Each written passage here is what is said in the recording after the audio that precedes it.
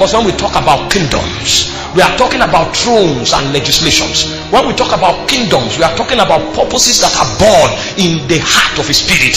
When we talk about kingdom, we are talking about emphasis that predates the very creation of the foundation of the world. Every man that begins to discern kingdom, he will know that what is pushing and driving him existed before he was born. So he comes to this world not to be creative. He comes to this world to discover what he must do in order to establish the counsel of God that was fabricated by the community of the Godhead before time itself began. And until a man is able to walk through those paths, no matter who he is in time, he will not be relevant. Kingdom is a game of thrones, and spirits are the masters in this game.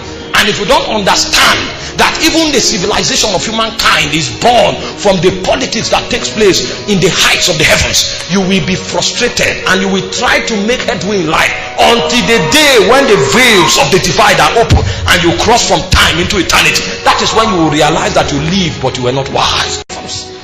Kingdom business is a politics in heaven. It's a game of thrones, and until we understand how this politics runs, we will not be relevant. I told us yesterday that the reason our territory is in darkness, even though we move in the mightiest of anointing, is because we have not understood kingdom. We are in the church, our priority is to grow and master the prophetic so that we can call names and phone numbers. We have not understood kingdom. In the days of the fathers, the prophetic did not begin with forensics. The prophetic began with cutting through the borderlines of territories and nations. So the fathers, they prophesied and they conquered nation. They prophesied and they bettered generation. Because every time a man is able to speak and affect the territory, every time you catch a vision that has an impact on the territory, a seal breaks in heaven. And only ranking men have the ability to perceive when seals are broken. Did you read the book of Revelation? The guy will see a seal break and something happens on earth. The reason we cannot alter things within our territory is because our prophetic is within the ambience of anointing. We have no authority in the heights of Zion. There are no prophets that can dictate when seals are broken in heaven. We are doing healing. There's nothing wrong with it.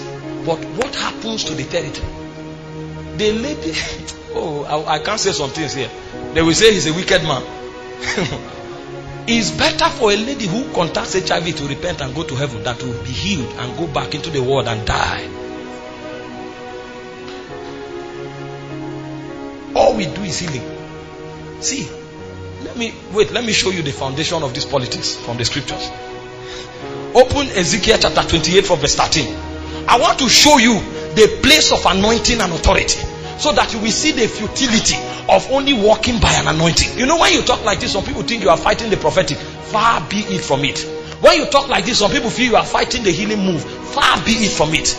But everything we do will be a waste if we cannot affect our territory. Because until what we do has an impact in territories, we are not winning in this war. Our generation can be lost. Because everybody around that we give all the word of knowledge to and all the healing to will be agents of darkness. Our church will be a conclave of people manipulated by different spirits. So our meeting will be a meeting point for agents of darkness. That is why people come to church now. That is where all the virgins are disflowered, because they join the choir. The guy who is the head usher is a puppet in the hand of an immoral spirit. Meanwhile, the man of God can't dictate that there's a principality manipulating the work of God. He's growing in number, but he's only assembling agents of darkness. The guy is the head of the choir, but he has slept with more than 5 of them. And those 5 he has slept with have also slept with 5 others. So it is in the church that he breeds agents of darkness. But he doesn't understand. So the same people that leave the church are the same people that are in the territory, and the territory is a portrait of Hades. The same people in the church are the same people on campus, but the campuses are a portrait of Hades. On Sunday morning, the whole campus is dry because all of us are in church auditorium. But on Monday, when we come to the streets of the campus, we find daughters of Jezebel. Naked queens, they call themselves slave queens, but they are choir members. On Friday, you go to the club, and then you find all the people that dominate the church on Sunday. So the thing now is a social gathering, and it is regulated by days, not by thrones. So on Sunday they come to church because that is their religious life. On Friday they are in clubs because that's their pleasure life. is regulated by days, not by thrones. Kingdom. It's time for us to not just do business with the anointing, but to do business with thrones.